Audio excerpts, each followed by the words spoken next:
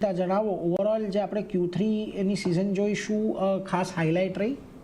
જી, તો Q3ના પરિણામોનું જે કહી શકાય રિપોર્ટ કાર્ડ, એના પર મોતીલાલ ઓસવાલ તરફથી એક રિપોર્ટ આવતો જોવા મળ્યો છે.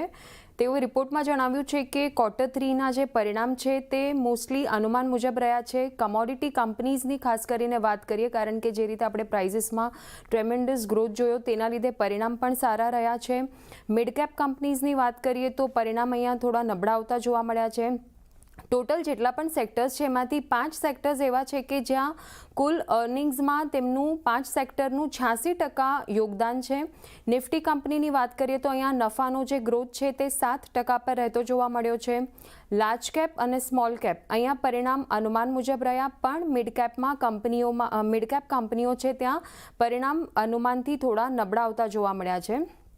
હવે કયા સેક્ટરમાં સારો earning growth year on year basis પર જોવા મળ્યો?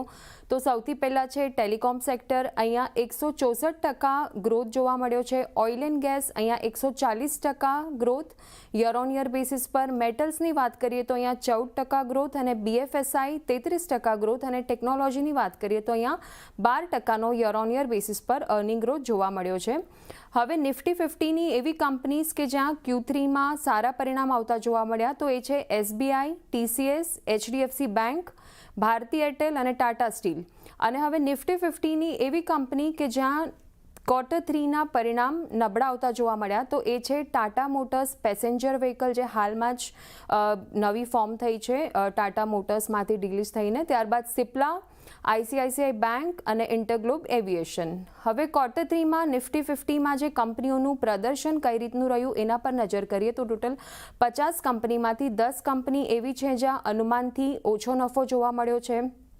14 કંપની એવી છે જ્યાં અનુમાનથી પરિણામ સારા આવતા જોવા મળ્યા છે અને ટોટલ 26 કંપનીઝ એવી છે કે જ્યાં અનુમાન અનુસાર જ આપણને પરિણામ આવતા જોવા મળ્યા છે.